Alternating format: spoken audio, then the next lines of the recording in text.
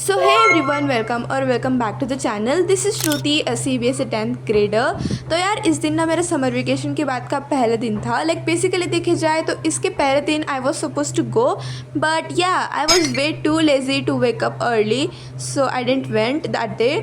तो उसके अगले दिन मैं गई थी एंड मैं घर पे आई थी अराउंड 4 बजे। एंड उसके बाद मैंने थोड़े बहुत गाने वगैरह सुने and I took some rest and then उसके बाद I made this cold coffee which turn out so good.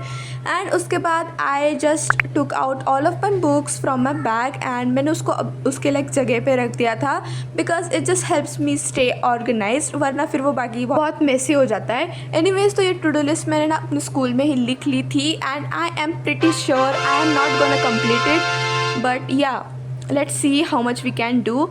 So I sat down to study democratic politics का chapter number first, because मेरा civics का कुछ भी नहीं हुआ है seriously।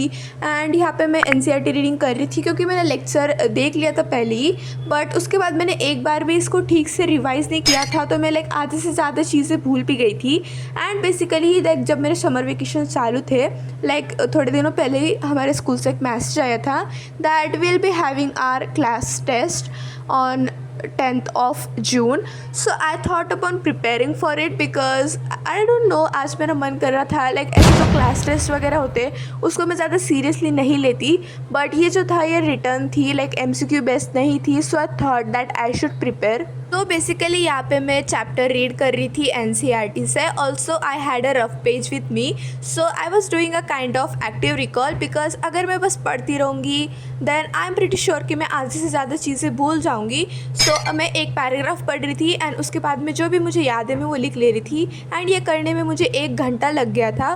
उसके बाद आई टुक अ ब्रेक एंड फिर मैंने थोड़ा बहुत टाइम पास किया, एंड फिर उसके बाद में ना मैंने ये थोड़े से मैंगोज़ वगैरह कट कर लिए थे, because I love to eat them. And उसके बाद में आई हैड दैट एंड फिर मैं बैठ गई थी इकोनॉमिक्स पढ़ने के लिए। तो मैं बेसिकली इकोनॉमिक्स का चैप्टर 2 पढ़ रही थी यहाँ पे, बिकॉज ये चैप्टर काफ़ी ज़्यादा ईजी है, बट मैंने इसको पता नहीं कब पढ़ा था। मैंने इसका वन शॉट बहुत पहले लिया था, एंड उसके बाद में मैंने इसका रिविज़न भी ढंग से नहीं किया था। So I thought upon giving it NCERT reading, and भाई इसका मेरे को कुछ भी याद नहीं था, लिटरली एक सिंगल शब्द तक याद नहीं था इस चैप्टर का। सो या मैंने इसको अच्छे से काफ़ी ज़्यादा अच्छे से रिवाइज़ किया, and it is very very easy. And I am thinking कि इकोनॉमिक्स काफ़ी जल्दी हो भी जाएगा मेरा, अभी बस 2 ही चैप्टर्स बच रहे हैं। तो हाँ, बस मैं यहाँ पे पढ़ रही थी एंड पढ़ने से ज़्यादा तो मैं इसको हाईलाइट ही कर रही थी। एनीवेज, फिर ये पढ़ते पढ़ते मेरे मन में एक थॉट भी आया कि अगर मेरे ये रिवीजन करना अच्छे से हो जाए तो उसके बाद में मैं थोड़े बहुत जो NCERT के इन टेक्स्ट क्वेश्चंस या फिर जो पीछे के बैक एक्सरसाइजेस होती है वो भी कर लूँगी, क्योंकि या आई हैव अ टेस्ट।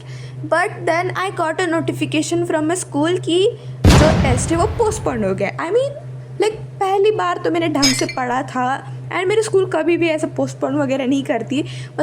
भाई वाह, क्या बोलूँ मैं, अब शब्द ही नहीं है। मैंने बहुत अच्छे से पढ़ा था। सीरियसली टेस्ट के लिए तो मैं नहीं पढ़ती मेजरली, बस PA वगैरह के लिए पढ़ लेती हूँ। एंड उसके बाद में मेरा इतना मूड ऑफ हो गया, तो मैंने सोचा भाई मैं नहीं पढ़ रही, अब छोड़ो। तो इसलिए मैं ना TV वगैरह देखने को लग गई थी, थोड़ा सा टाइम पास करने के लिए। एंड उसके बाद में I thought upon making pasta.